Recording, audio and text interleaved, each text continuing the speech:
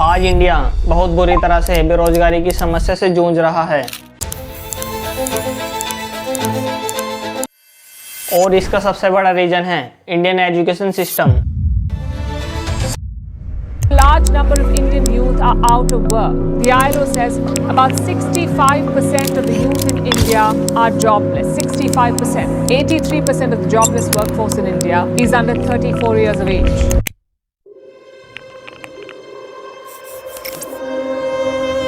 ये एक ऐसा सिस्टम है जो स्टूडेंट को पास करना तो सिखाता है लेकिन रियल वर्ल्ड के लिए रेडी करना भूल जाता है। आइए 23 साल के अर्जुन मेहता की कहानी को सुनते हैं। जब अर्जुन ने अपने पुणे के इंजीनियरिंग कॉलेज से डिग्री ली तो उसे लगा उसका स्ट्रगल खत्म हो जाएगा। 4 साल की मेहनत, ट्यूशन का लोन, रात भर कोडिंग और असाइनमेंट्स, अब उसे लगता था कि सबका फल मिल जाएगा। उसे उम्मीद थी कि उसे एक अच्छी जॉब मिल जाएगी और उसकी सारी प्रॉब्लम्स खत्म हो जाएंगी, पर ऐसा हुआ नहीं।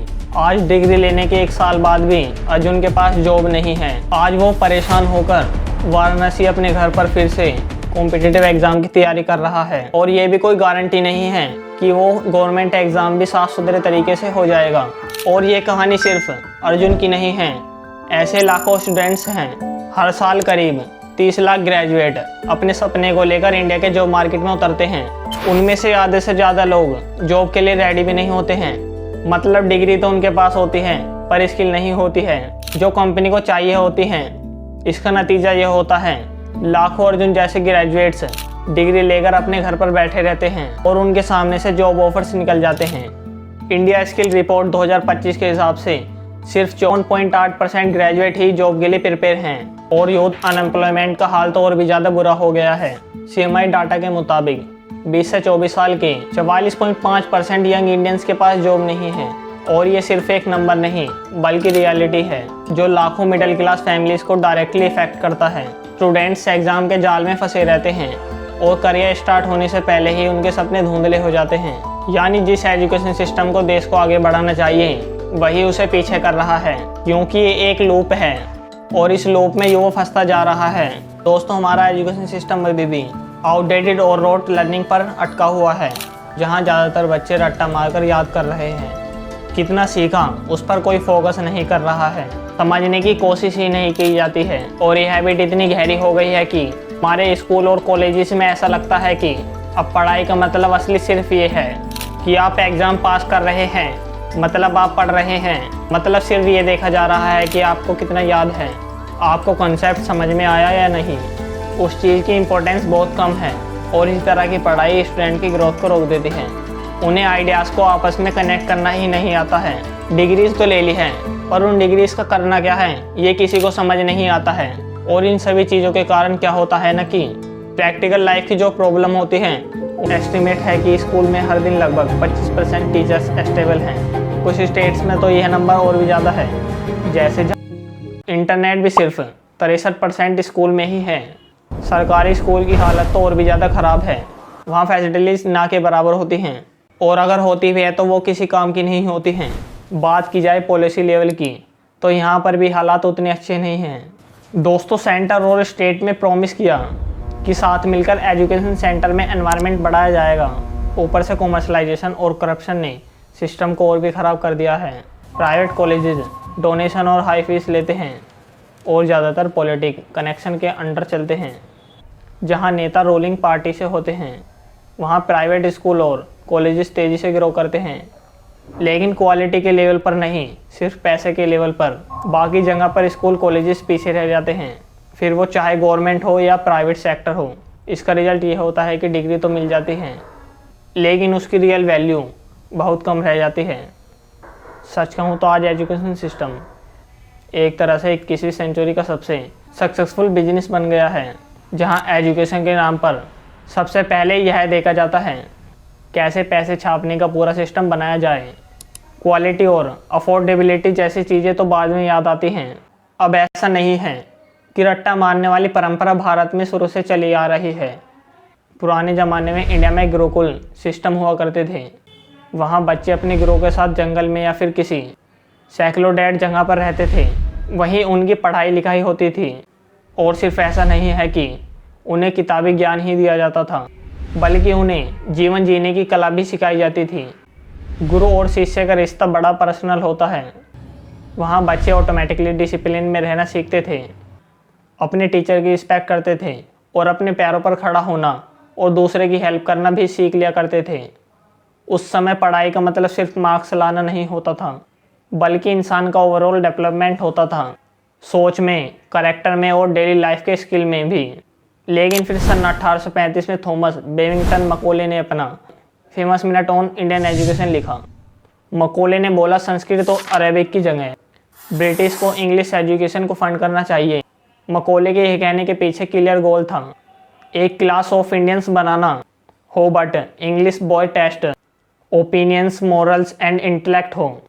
मतलब एक ऐसा मिडल मैन जो ब्रिटिश के लिए इंडिया में रहकर उनका काम करें, उनके इंटरेस्ट को आगे बढ़ाएं। जिसके बाद लॉर्ड विलियम बेंटिंग ने तुरंत उसी साल English education act of 1835 officially pass करके इसे एक पॉलिसी बना दिया। तब से हमारा नेटिव एजुकेशन सिस्टम पूरी तरह से बदल दिया गया। जो पहले क्यूरियोसिटी और creative based Gurukul education system था, वो धीरे धीरे ख़त्म होता गया। क्लासिकल लैंग्वेज जैसे संस्कृत, पार्शियन, अरेबिक उनका पढ़ाई में से गिरता चला गया और इंग्लिश लैंग्वेज के थ्रू एक वर्किंग क्लास डेवलप करना शुरू कर दी गई। इस बदलाव का इंडियन कल्चर और सोसाइटी पर एक लंबा असर पड़ा।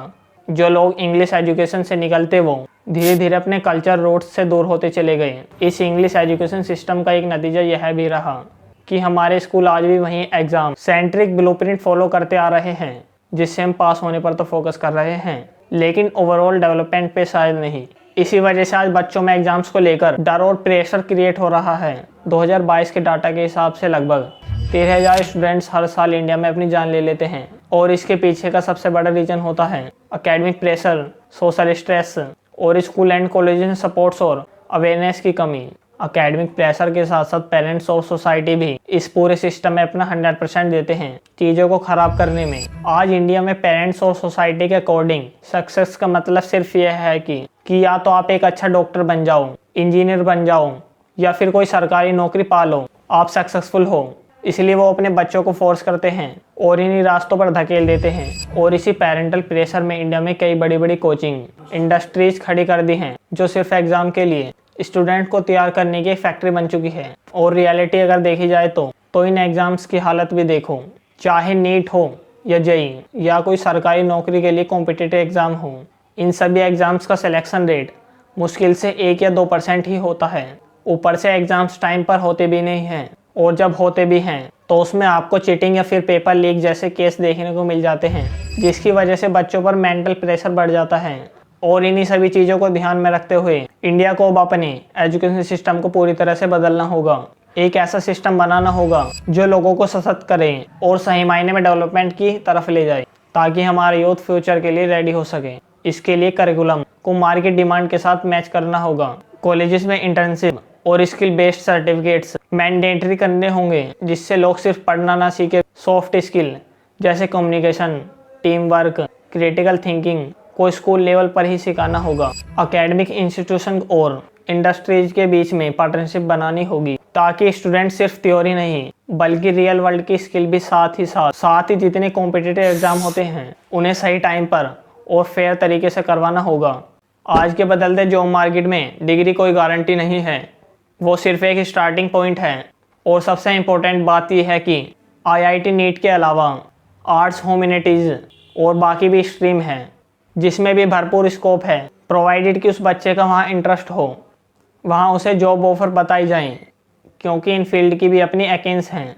तो सिंपल शब्दों में यह कंक्लूड करना चाहूँगा कि अगर अभी एजुकेशन सिस्टम में रिफॉर्म नहीं आया तो India developing side develop countries की लिस्ट में भी नहीं आ पाएगा। आज डिग्री सिर्फ कागज़ के टुकड़े बनकर रह गई है, और जब तक सिस्टम स्किल को इज्जत नहीं देगा तब तक भारत पीछे ही रहेगा। सुनने में कड़वा है मगर फैक्ट यही है। तो आप भी कमेंट करके बताओ कि फ़िलहाल आपके स्कूल और कॉलेजेस की स्थिति क्या है। और अगर यह वीडियो अच्छी लगी तो ऐसे और वीडियोस के लिए चैनल को सब्सक्राइब करके हमारे साथ ज़रूर जुड़ें।